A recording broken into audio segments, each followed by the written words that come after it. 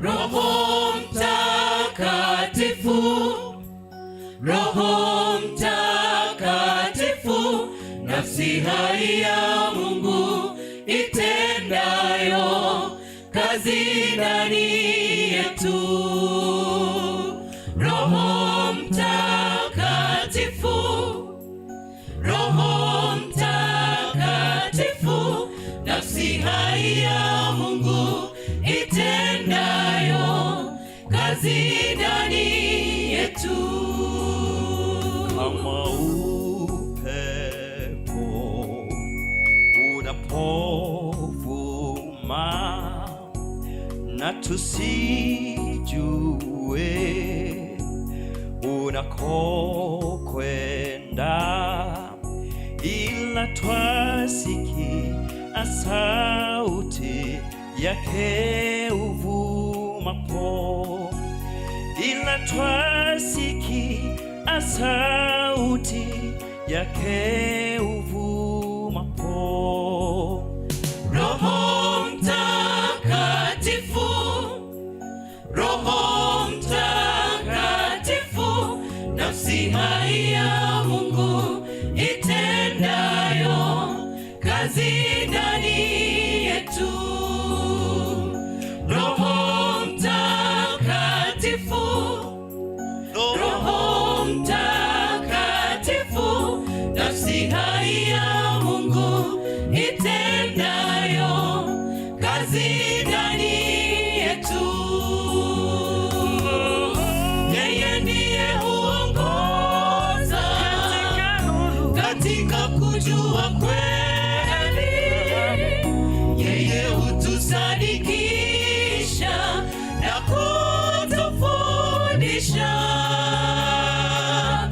yeye hutubadilisha na kufanya tuwe wapya. Mungu Roho Mtakatifu, nafsi ya milele.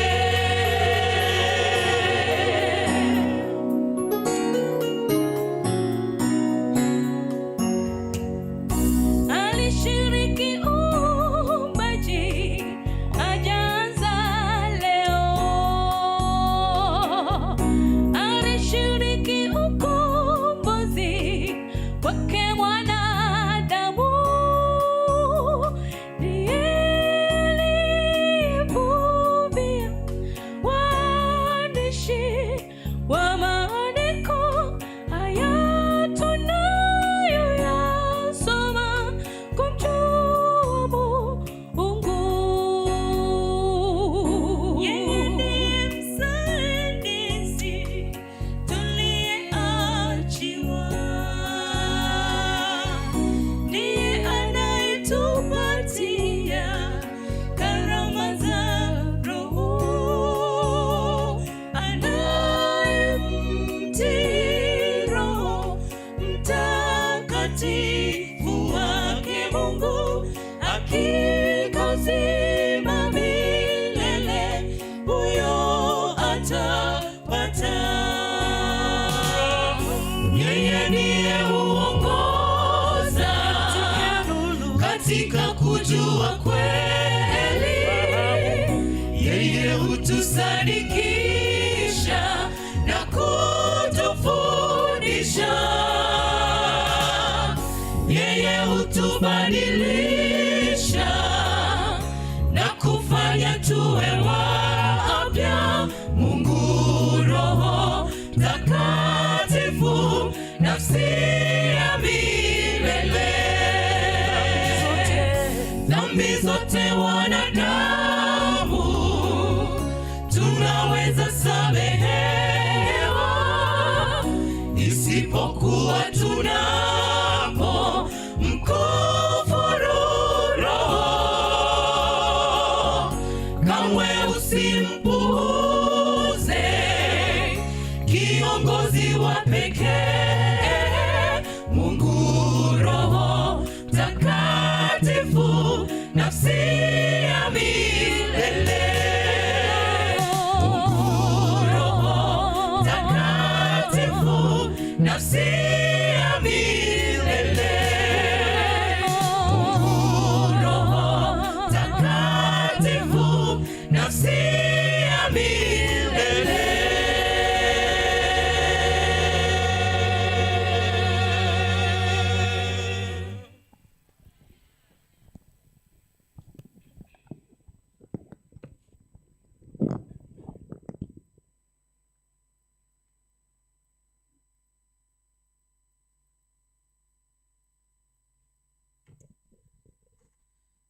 Wakati kwaya hii inaondoka na katibu wetu mkuu Aston Mamba akipanda hapa kwa ajili ya hotuba.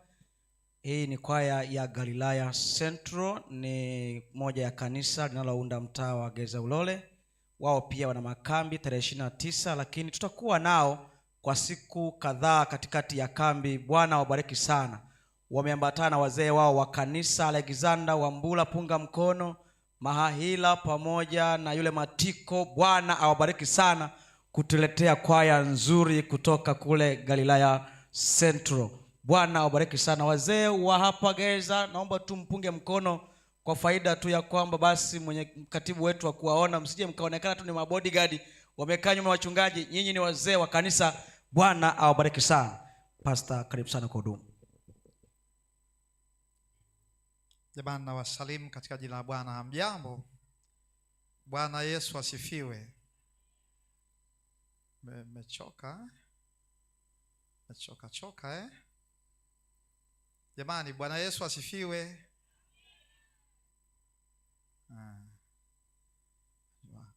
Pasa Mabula wamechoka, watu wamechoka.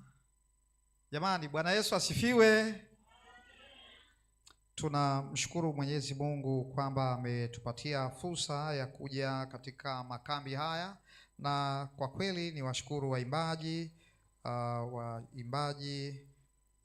hiyo nyinyi waimbaji mna kambi lenu lingine, sio? Mbona mnafanania kama mnatakiwa mkae hapa kwenye ile kambi mpaka mwisho? Mnafanania na ile kambi ujue. Huko Ash. Hawa waimbaji ni watu wazuri, ninakutana nao mara kadhaa, ni watu wazuri. Nikisema ni watu wazuri, kama wasemi amina simseme wenyewe.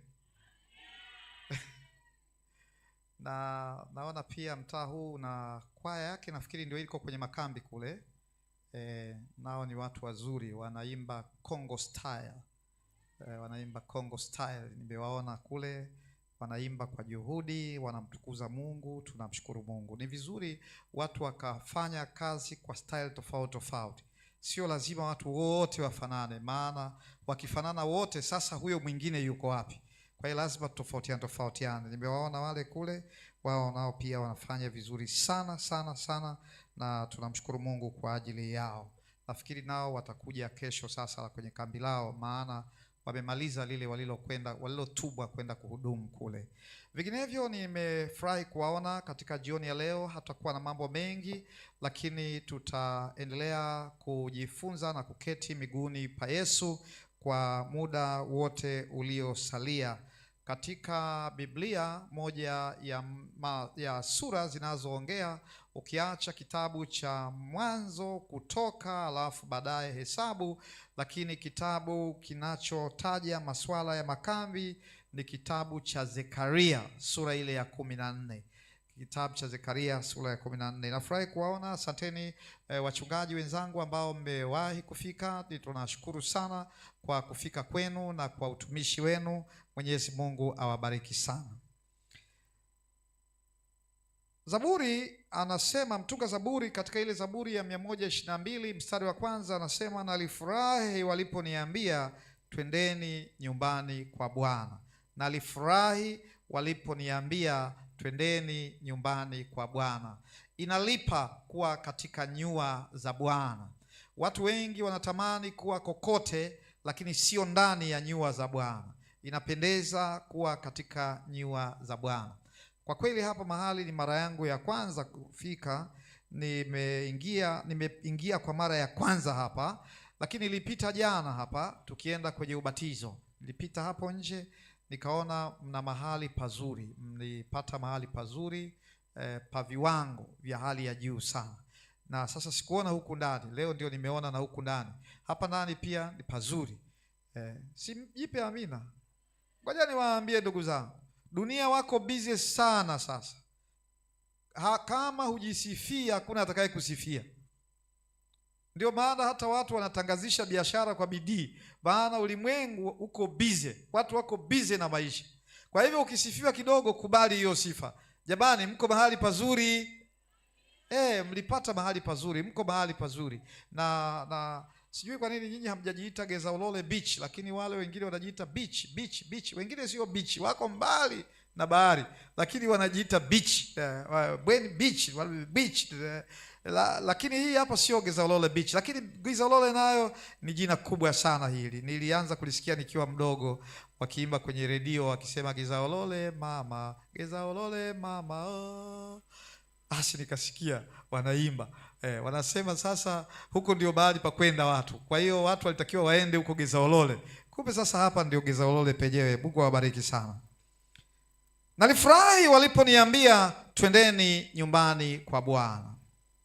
Katika kitabu cha Zekaria sura ya 14 nitasoma mstari wa 16 na wa 17. Biblia inasema hivi: hata itakuwa ya kwamba kila mtu aliyesalia wa mataifa yote watakao kuja kupigana na Yerusalemu atakwea mwaka baada ya mwaka ili kumwabudu mfalme Bwana wa majeshi na kushika sikukuu ya vibanda. Tena itakuwa ya kwamba mtu awaye yote wa jamaa zote zilizomo duniani asiyekwea kwenda Yerusalemu ili kumwabudu mfalme Bwana wa majeshi, mvua haitanyesha kwao. Na kama jamaa ya Misri hawakwei wala hawaji, pia haitanyesha kwao. Itakuwa tauni ambayo Bwana atawapiga mataifa wasiokwea ili kushika sikukuu ya vibanda. Hii ndiyo adhabu ya Misri na adhabu ya mataifa yote wasiokwea kushika sikukuu ya vibanda. Hilo ni neno la Bwana. Semeni amina.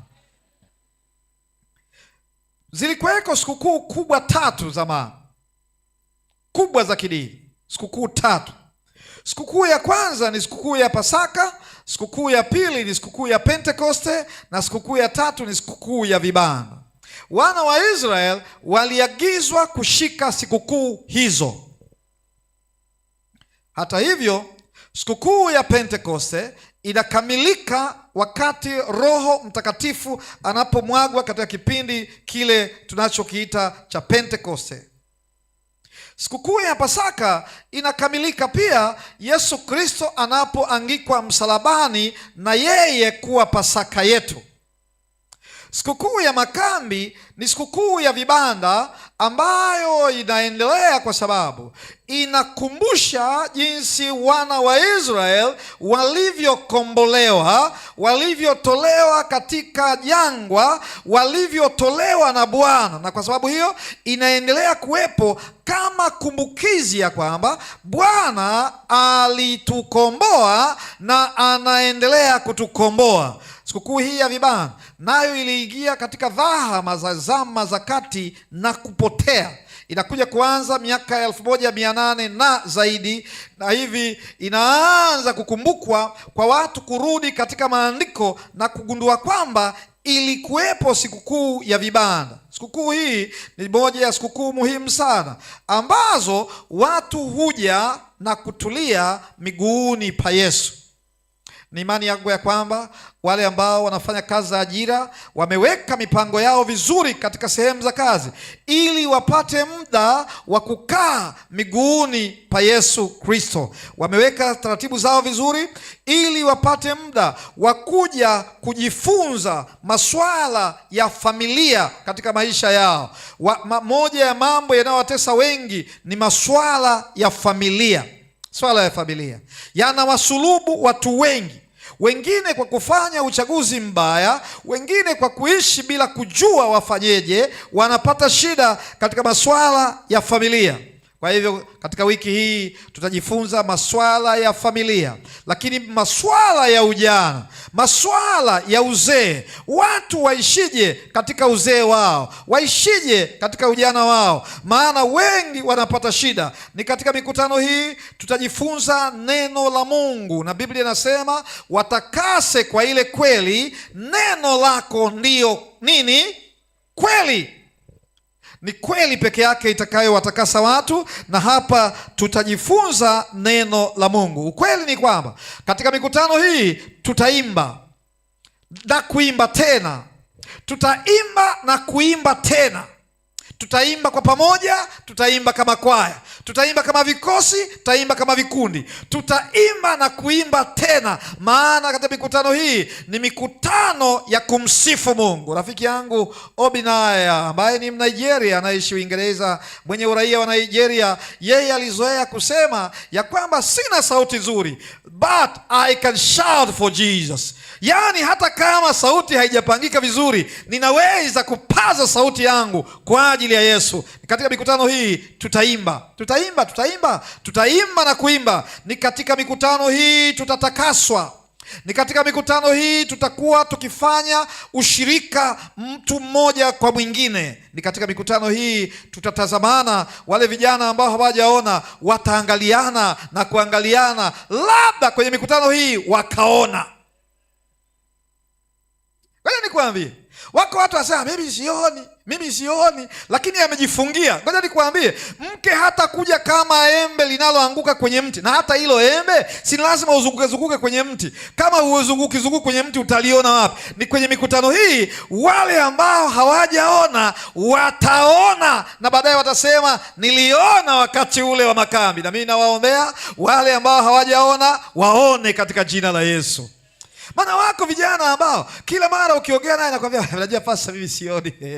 Pasa sioni, na unajua pasa sioni. Sasa wewe uoni, wewe kwa nini uoni? Wadada wako hapa wewe kweli kabisa uoni. Kama wewe uoni hapa, si uende basi hata Galilaya basi ukaangalie. Nani aliyekuambia ukae hapa tu peke yake? Kama na Galilaya hujaona, si uende hata Kigamboni. Wewe umekaa tu sasa mimi sioni, pasa mimi sioni. Yaani wadada wa siku hizi bado hawa sio waaminifu. Wako waaminifu.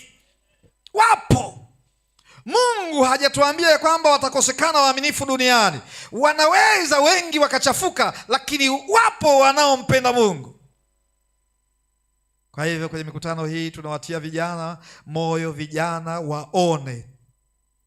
Na kwa hiyo ndio maana unajua kwa namna hii ninawaalika kwaya Galilaya, hata kama hampo zamu ya kuja hapa, njooni tu, maana hapa mahali sio mbali. Nimegundua hapa sio mbali. Njooni tu hapa, huwezi jua nini kitatokea. Ngoja niwaambie, wako watu ambao wamehangaika na mwisho anakuambia mimi tu naolewa tu na Muislamu, ana dini sasa ni dini tu, na yeye ni dini tu, maana sasa sioni wa Kristo. Wewe kweli huoni kweli wa vijana wa Kikristo? Vijana wamehangaika. Saa nyingine walipoona vipi wakapandisha masuruali mpaka huku wakaita mayenu, na ukikutana naye amepiga suruali yake iko huku juu. Kuna ukimwambia vipi, mmoja nikakutana naye pale Moshi, nikamwambia imekuwaje? Akasema pastor, nikamwambia kwani umeanza lini kuvaa suruali huku juu? Akasema pastor, wewe tu hujui, tangu niko navaa nepi nilikuwa napigwa huku juu tangu nepi. Eti tangu nepi anaipigia hapa juu hapa. Anavaa. Wako vijana wanavaa leo ili walau watu wamuone, maana amegundua watu hawamuoni. Wanasema hakuna wanaume. Kwa hiyo anapiga suruali yake anaipandisha hapa. Na baadaye wakagundua watu hawaelewi, wakasema ngoja sasa tuwakomeshe. Shusha kabisa mpaka huku chini huku. Kwa hiyo waelewe kwamba na mimi nipo. Yaani amejaribu kila namna. Mwingine akajaribu akafunga nywele zake upande huu, funga upande huu ili waone. Watu wakajifanya hawaoni. Siku nyingine akasema ngoja niwaonyeshe sasa, nitafunga huku na huku. Nafunga huku, anafunga huku. Anakuja kanisani ili waone. Wengine hawaoni bado. Mwingine anasema bali sasa hii haitoshi, ngoja nifunge sasa hapa lemba. Anaenda saluni kufunga lemba, anatoa hela ili lemba lifungwe, anafunga lemba. Wewe bado huoni. Wewe una shida gani wewe? Baadaye wengine sasa ngoja nitafanyaje? Akajaribu akasema nitaimba kwaya 3 kwenye kwaya 4, na kwa hiyo kila kwaya yupo ili umuone. Wewe unasema sioni. Katika makambi haya uone katika jina la Yesu.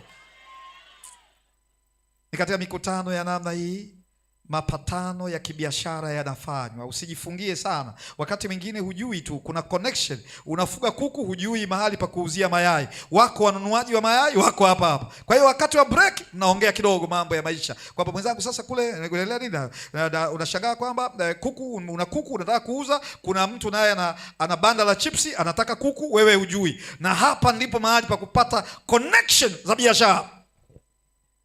Kwa hiyo saa ya break, ongeeni mambo ya maisha, ili saa nyingine mnaweza mkapata hela. Unaweza ukashangaa mtu yuko hapa. Mara kadhaa nimesema juu ya kisa kimoja ambacho kilitokea cha kweli, cha yule jamaa ambaye alikuwa dereva wa magari makubwa, akienda Kongo na akienda Zambia na akienda Rwanda na akienda Burundi, na akitoa mizigo bandarini, na kwenda na rudi, lakini shirika likayumba kidogo, akapunguzwa kazi. Alipopunguzwa kazi, akawa hana kazi. Sasa anakuja kanisani kwenye darasa la shule ya Sabato, anakuja, lakini siku moja akaona hii kitu imeshakuwa noma. Sasa ngoja niseme kwa ndugu zangu katika Kristo. Kwa hivyo walipouliza kwamba je, kuna nani ana jambo la kuombea kwenye darasa, akainua mkono akasema, mimi hapa, mniombee kwamba nipate kazi, kwa sababu sina kazi. Na unajua mjini, hata asiye na kazi huwezi kumjua mwenye kazi, na asiye na kazi huwezi kumjua. Maana mtu akiingia Ilala, akitoka na mtumba wake, hutajua kwamba hana hela. Tena ndio anakuwa peculiar. Unaweza kusema hii gauni hii ni ya shilingi ngapi? Hii 300,000. Kumbe ameibuka nayo tu pale kwa mitumba pale, na ukienda dukani huipati. Na hii ni mjini ina mambo mengi. Huyu bwana akasema, mniombee. Yuko very smart. Utaweza kudhani ni mzee wa kanisa, na kama wazee wetu wa kanisa wanavyokuwa smart. Wazee wa kanisa si wanakuwa smart jamani? Wazee wa kanisa wako smart, na wanakuwa smart kwa ajili yenu, kwa heshima, ili ninyi muone kwamba wazee wako serious, wanakuwa smart. Na ngoja nikwambie, huyu bwana akasema yuko smart kama mzee wa kanisa, lakini akawaambia wenzake, mniombee maana sina kazi. Na wakamwambia, huna kazi? Ya, nimepunguzwa kwenye shirika na watoto kutosha tu kabisa, na wako wale wazee ambao wanakuwa na watoto kutosha tu, na amebarikiwa na watoto wa kutosha kabisa. Na kwa hiyo akasema, mniombe. Wale watu wakasema, basi tuombe kwa ajili ya mwenzetu.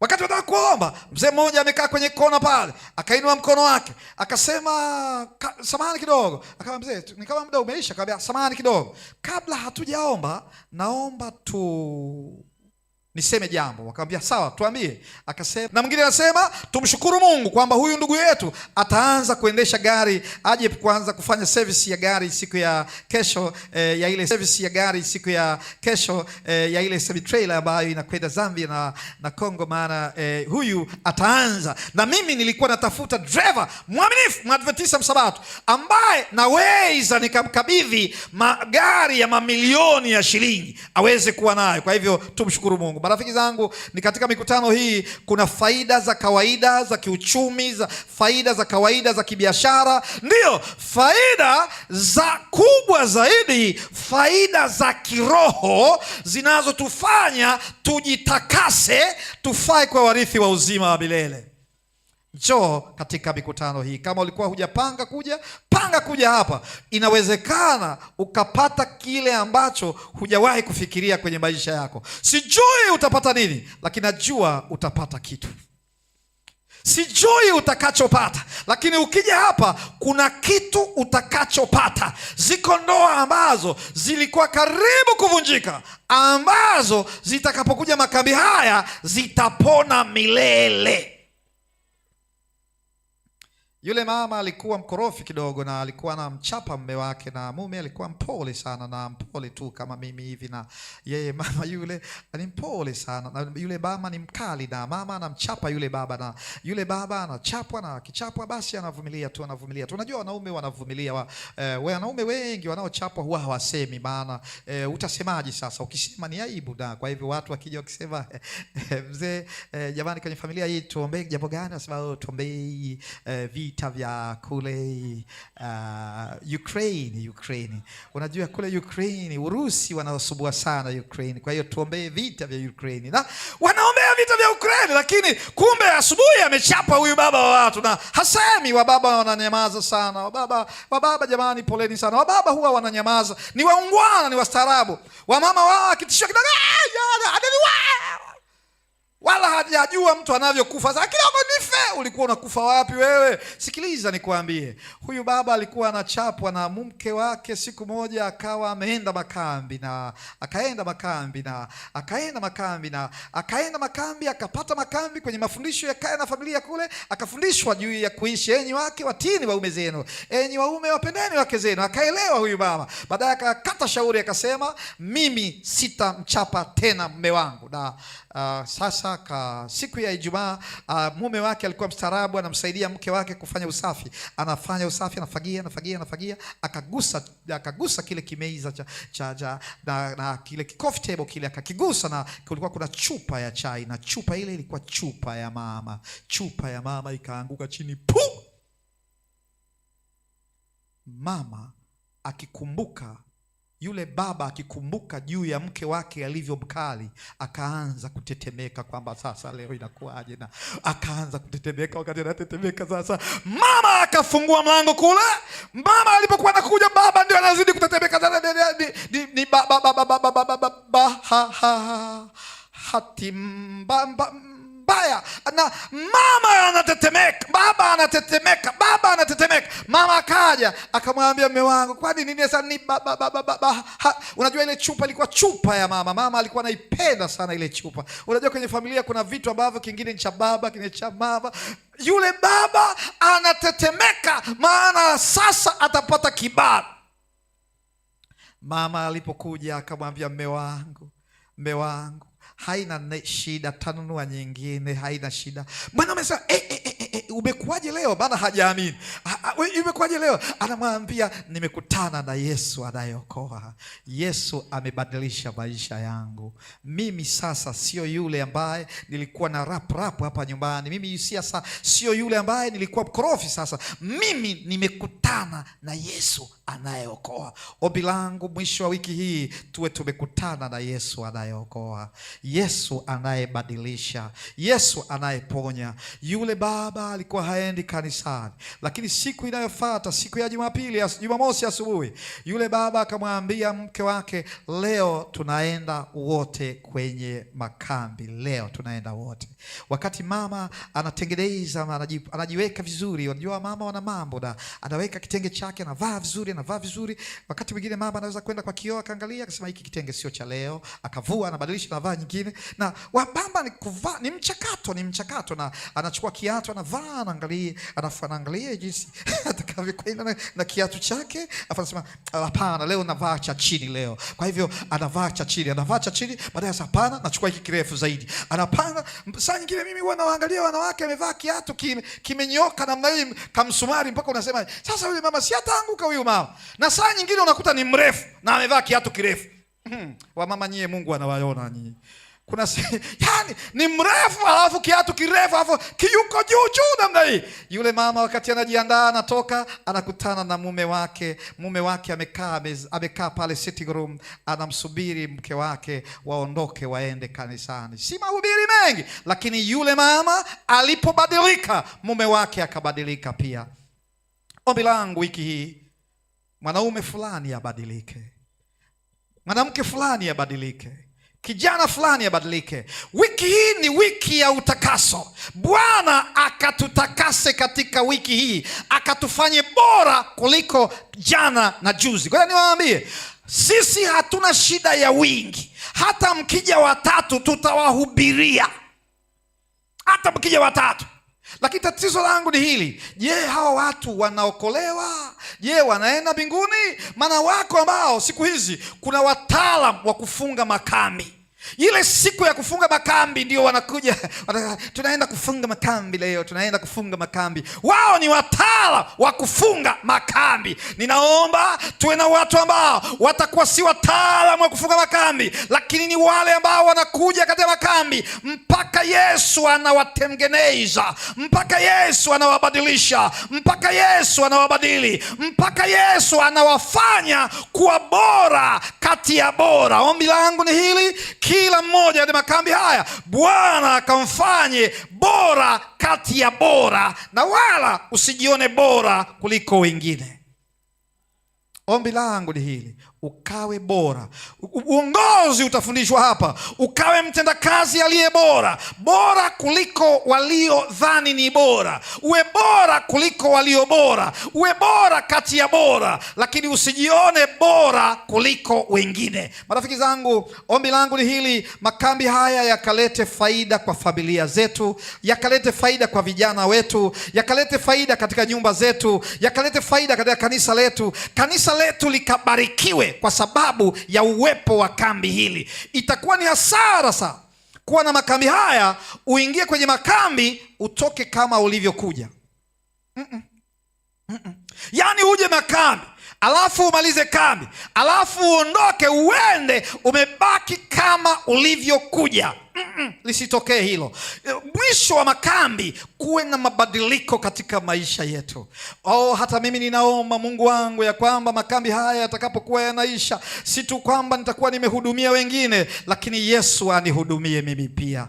Ninaomba makambi haya, mimi na wachungaji wenzangu, yasituache hivi hivi. Mwisho wa makambi haya tuwe tumebarikiwa, tuwe tumebadilika, tuwe bora, tuwe tumetakaswa, tuwe tunatembea katika mapenzi ya Mungu. Jioni ya leo ninafurahi sana kwamba makambi yetu yameanza rasmi, na kwa sababu yameanza, Bwana atutengeneze katika makambi haya. Zamani zile yaliwekwa kwa makusudi hayo, kuwabariki watu wake. Mungu alikusudia akaweka sikukuu kubwa 3 na akasema watu watakwenda kwenye makambi, na watakapokwenda, swali limeulizwa, kwa nini makambi yasifanyike kwa tarehe moja? Maana wakati ule yalifanyika kwa kipindi kimoja wakienda Yerusalemu. Hapo ndipo huruma za Mungu zilipo. Si Mungu alijua sitaweza kwenda Yerusalemu kila mwaka, sitaweza.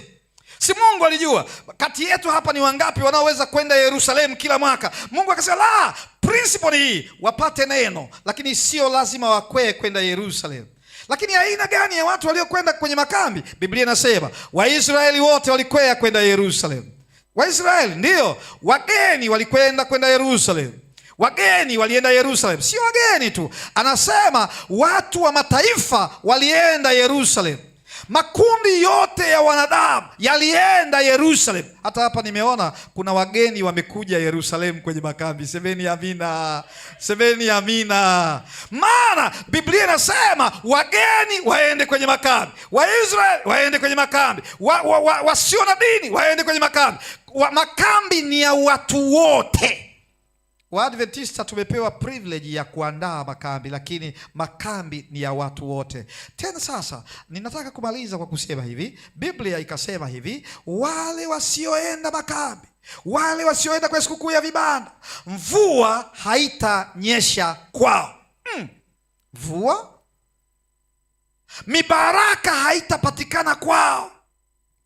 Watakuwa wanafanya kazi lakini hawaoni faida. Anapata mshahara lakini ni sawasawa na asiyepata chochote. Analima lakini sawasawa na asiyelima. Anasema mvua haitanyesha kwao. Tena Bwana anasema nitawapiga kwa town ikiwakilisha mabalaa, madhila, magonjwa. Anasema nitawapiga kwa town. Watakuwa wagonjwa. Tena wakifika hospitali wakipimwa, wanapimwa, hatuoni ugonjwa. Ili tu aende hospitali nyingine, anapimwa, haoni ugonjwa. Bwana anasema nitawapiga kwa town. Ombi langu ni hili, tuje makambi ili tusipigwe kwa town. Semeni amina. Tuje makambi tusipigwe na town. Semeni amina. Tuje makambi ili mibaraka ipatikane katika nyumba zetu. Jioni ya leo ombi langu ni hili, Bwana atutendee mema katika wiki hii. Hii wiki iwe ya faida katika maisha yetu, na baada ya wiki tutakapokwenda katika kazi zetu zipate mbaraka kutoka mbinguni, zipate faida kutoka mbinguni. Jioni ya leo, je, yuko mtu miongoni mwetu anayesema Mungu wangu nisaidie, haya makambi yawe ya faida kwenye Ukristo wangu, makambi yawe ya maana. Kama ni tamaa yako, punga mkono wako. Kwa nini usisimame? Kwa nini usisimame? Ruhusu miguu yako ikubebe. Ruhusu miguu yako ikubebe. Marafiki zangu, ruhusu miguu yako ikubebe. Kama unatamani makambi yawe ya faida kwenye maisha yako, ruhusu miguu yako ikubebe. Leo jioni ya leo tunahitaji kuomba. Tunahitaji kuomba, kujiweka wakfu kwa ajili ya makambi ya mwaka huu hapa. Tunahitaji kuomba. Kana kwamba hakuna kesho wala hakuna kesho kutwa.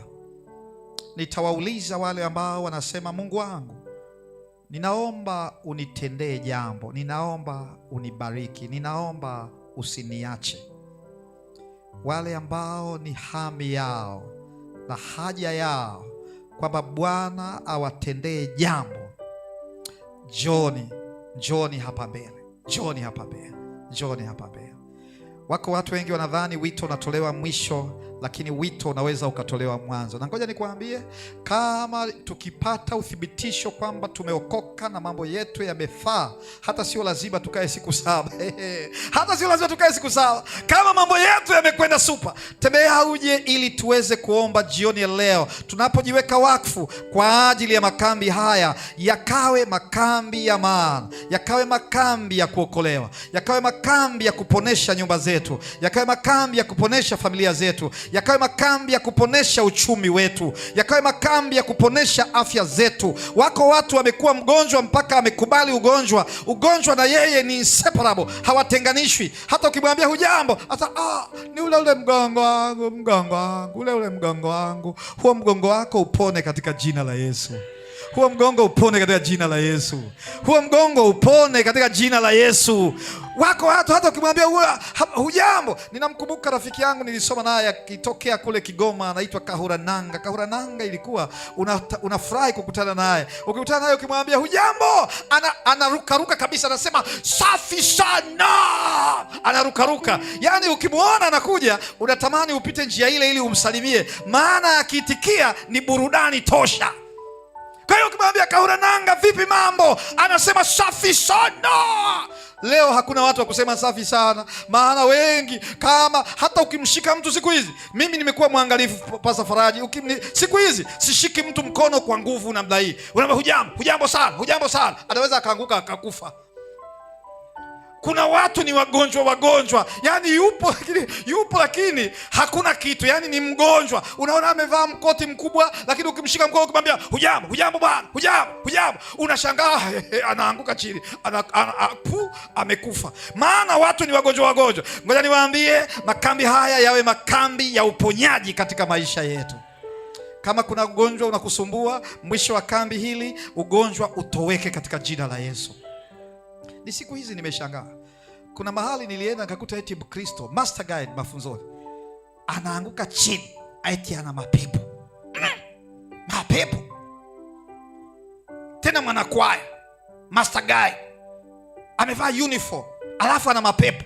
Mapepo hayakai kwa Wakristo. Sisi hatuna uhusiano na mapepo. Mapepo, sisi tuna protection ya mapepo. Tuna mapepo proof. Pepo, yani shetani akituma pepo linaondoka, halinaangukia huko. Maana ukiwa na Yesu, mapepo hayahusiani na wewe. Kupata mapepo ni dalili kwamba kuna mahali uzi umeachia. Kuna mahali umemwacha Yesu. Kuna mahali pameharibika. Niko hapa kwenye makambi haya kuwakumbusha marafiki zangu ya kwamba katika makambi haya, mwisho wa makambi haya, haidhuru tuko wawili au watatu, lakini mapepo yasiwe sehemu yetu. Wako watu wana biashara sana. Najua biashara yangu haiendi vizuri kwa sababu kuna yule jirani pale jirani yule amepiga jicho kwenye biashara yangu. Piga jicho, apige jicho, asipige, atajua mwenyewe. Biashara yako wewe istawi. Kakutana bwana mmoja akaniambia, Pastor, naumwa. Tena alikuwa afisa kabisa, tena wizara ya mambo ya ndani. Akasema, ninaumwa hapa tumbo. Zamani kabla sijawa Mkristo niliwahi kulogwa. Wewe. Anasema nilipokuwa sijawa Mkristo nililogwa. Kwa hiyo eti anaumwa mpaka sasa anaumwa. Yaani wewe ulilogwa ukiwa hujawa Mkristo, ukishakuwa Mkristo wewe hulogeki tena. Unalogwa nini? Usilogwe, unalogwa nini? Unalogwa nini?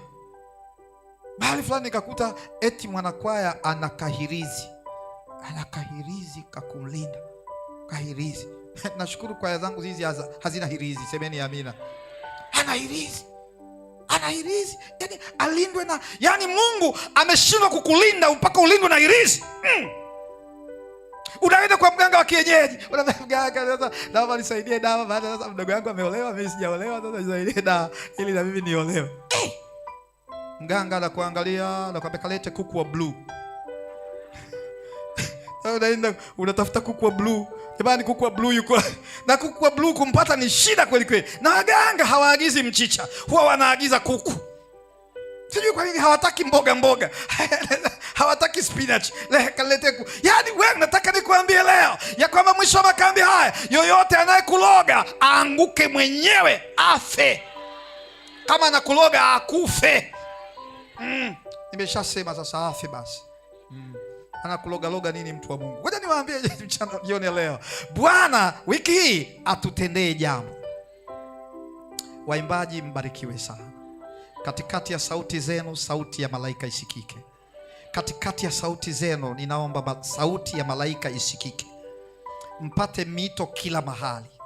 Kila mahali. Yaani kila wakikaa hivyo wanasema tunataka ile nani, tunataka ile kwaya ya Gezolole, tunataka ile kwaya ya Galilaya. Wakiangalia hivyo wanasema tunataka ile kwaya ya Kongo. Alafu hapa tuna Kongo style hapa, Kongo style. Gezolole kuna Kongo style. Kwaya inaimba kama wa Kongo. Unajua nyinyi wa Kongo mnaimba vizuri, lakini nyinyi ni watu wazuri sana. Tutakapofika mbinguni, nitataka niwaone nyinyi. Tusihangaishane kule mbinguni. Mimi nataka nikifika tu naona kwaya ile pale. Nikifika tu nataka nione ile kwaya, nione iko pale. Nikifika tu pale mbinguni. Nataka nikifika tu pale mbinguni. Na unajua tutakuwa na akili zenye akili, tutaonana. Sio tu kwamba tutaenda mbinguni kama misukule. Tukifika mbinguni, sasa hivi kuna viakili vya hovyo vinasahau. Ukimwona mtu sasa kesho na hivi wewe unaitwa nani? Atakwambia mimi naitwa George. Kesho tena anambia hivi wewe unaitwa nani? Anaitwa George. Kijana hivi unaitwa nani? Akili za ovyo kweli kweli. Akili ambazo hata ukivaa kofia ukiingia kwenye daladala unashuka inaacha kofia yake. Unaacha kofia unaenda zako. Akili za ovyo sana. Tutakuwa na akili nzuri tukifika pale. Nikiangalia tu hivi namuona mzee wa kanisa, huyu mzee wa kanisa huyo Gezolole, huyu mzee huyu. Yaani ninaelewa huyu ni yule shemasi. Jioni ya leo tutaomba. Na leo nitakuombea Bwana akufanyie jambo, na leo nitakuombea Bwana akufanyie jambo.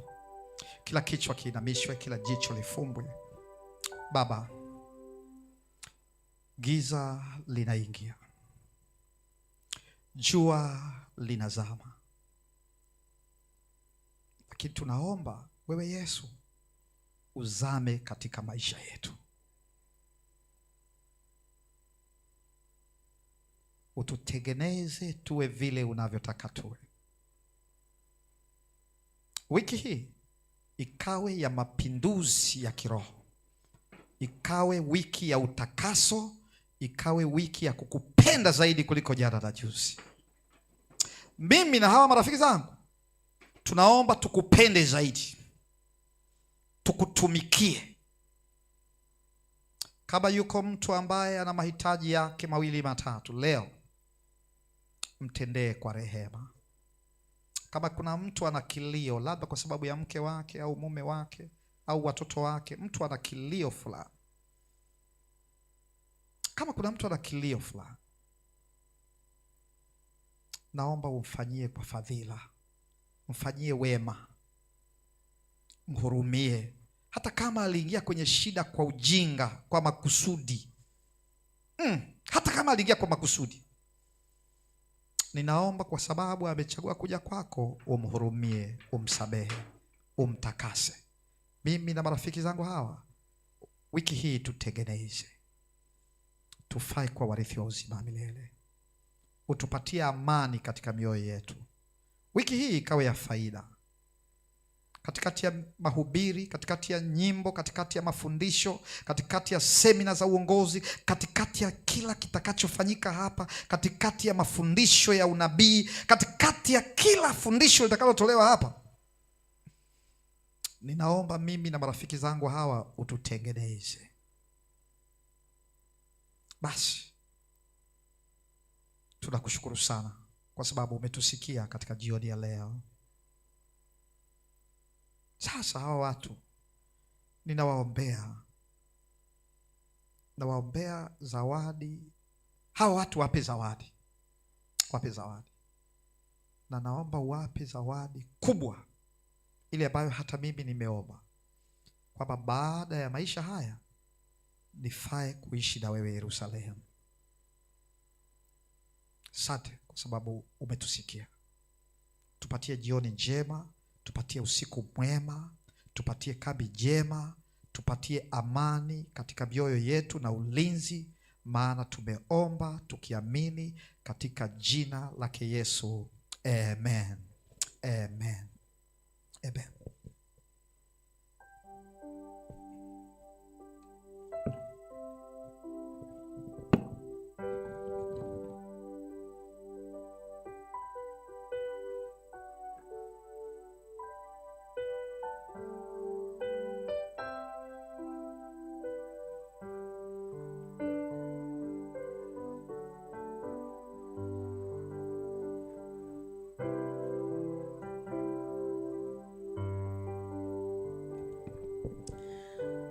Na hivi ndivyo kambi letu limefunguliwa rasmi.